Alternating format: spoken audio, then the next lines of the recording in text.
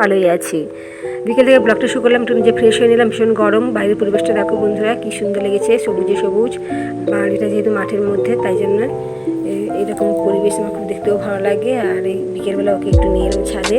দেখো কীভাবে বালতির মধ্যে উঠে তুলসী গাছের পাতাগুলো কেটে কেটে খাচ্ছে। ও রোজ ছাদে এলেই এই কাজটা করতেই হবে ওকে। দেখো কী সুন্দর বসে আছে, বসে বসে খাচ্ছে।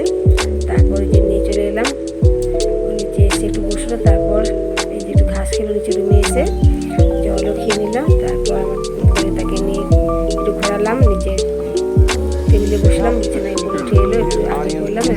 সেখান থেকে দেখলাম যে বৌদি বাড়ি ফিরছে। তারপর নিয়ে আবার রান্নাঘরে এলাম, রান্নাঘরে বিস্কুট খাওয়ালাম। তারপর দুধ দেখা দেখে ফোনে একটা পড়ে আছে, দেখলাম সিমটাকে ভিজে আছে, ছেড়ে দিলাম নিচে বসে। তারপর সকালবেলা ও একা এসে যে রুমে থেকে গেছে, আর আমি চা খাচ্ছি আর কাঁচাগুলো ভরে দিলাম আর